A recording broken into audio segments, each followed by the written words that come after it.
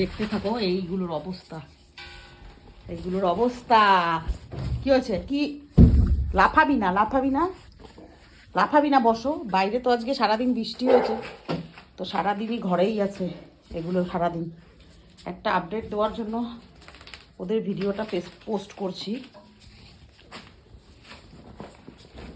No no no, কামড়াবি না, কামড়াবি না। হ্যাঁ আমি আছি। ওই যে কামড়াস কেন? দেখছো দেখছো কেমন কামড়ায় আমাকে, ব্যথা লাগে কামড়ালে। এই যে এ ভগবান, এ ভগবান। আমি চলে যাচ্ছি, টাটা। তুইও আয়, তুই কেন বাচ্চা? ই মা, ছেড়ে দিচ্ছে, নাইটি ছেড়ে দিচ্ছে। তেহেলকা করছে, তেহেলকা। আতঙ্কবাদীগুলো মজা নিয়েছে দাদার। তো যে আপডেটটা দেওয়ার জন্য এলাম, তোমরা দেখেছো ওরা 5 ভাই বোন ঢুকতো, যেটা এখন আরেকজন নেই, বাইরে আছে।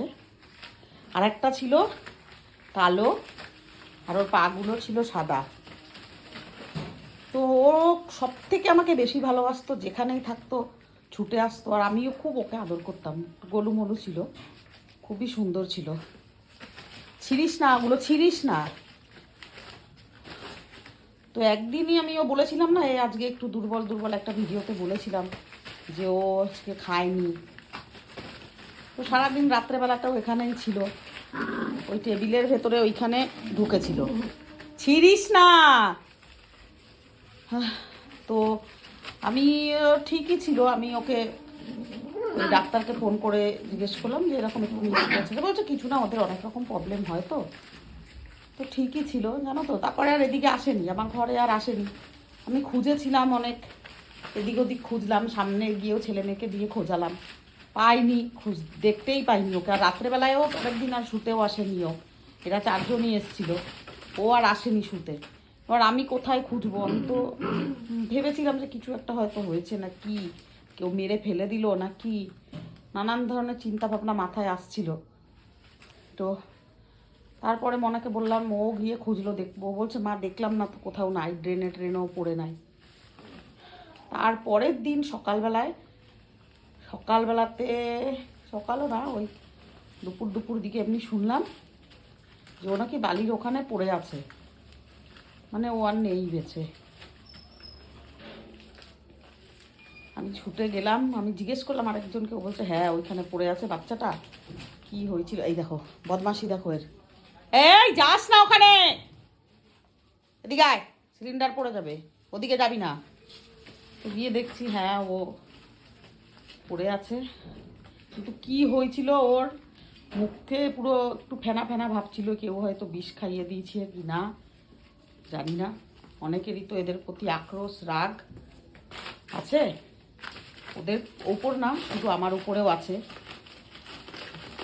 আমি ওদের কেন করি সেটাই হলো সবার সমস্যা, যে কেন করছি আমি ওদের, আমি পাগল।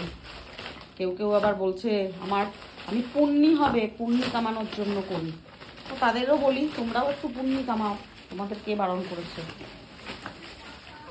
কেউ তো বারণ করেনি। তো বুঝি না মানুষ কে কি করলো না করলো, জানি না আমি। মারামারি করবি না, মারামারি করবি না। আমি জানি না এত সুন্দর সুন্দর বাচ্চাগুলো কার এত সমস্যা। অনেক রকম মানুষ তো আছে এই দুনিয়াতে, কেন করে এমনি? খেতে দেবে না অথচ মারতে পারে। আমি জানি না ও বিষ দিয়েছিল না ওর শরীর কোনো প্রবলেম হয়েছে। তো আজকে ও নেই, এরা 3 জন আছে। আর বড়টা একটু, সেটা বাইরে আছে, ও রাত্রেবেলায় আসবে। ছিল একটু আগে, দুপুরে বৃষ্টি হয়েছিল, ছিল সারাদিন। খুবই কষ্ট লাগছিল। আমি জানো তো সারাটা দিন আমি খুব নিস্তেজ ছিলাম, ভালো লাগেনি আমার। কেননা আমি সবসময় দেখতাম তো ওদের, একটা মায়ার মতন হয়ে গেছে আসলে। যেমন ম্যাক্সের মধ্যে আমার মানে ম্যাক্সের জন্য লাগে, এদের সেরকমই লাগে। মানুষ কীরকম কী করে পারে, আমি সেটাই আজও জবাব খুঁজে পেলাম না। ফুলের মতন বাচ্চাগুলো যাদেরকে আমি বাঁচিয়ে রাখলাম, আমাকে এত হেনস্থা মানুষ করছে এভাবে। কি বলবো, আর বলার কিছু নেই। প্লিজ সবার কাছে একটাই কথা বলবো, এরকম করো না। বাচ্চাগুলো, ওদেরও তো জীবন আছে, বাঁচতে দাও না, বাঁচুক। খেতে দিতে হবে না, কিন্তু বাঁচতে দাও, জীবনটা কেড়ে নিও না এদের। ব্যাস, আর কিছু বলার নেই।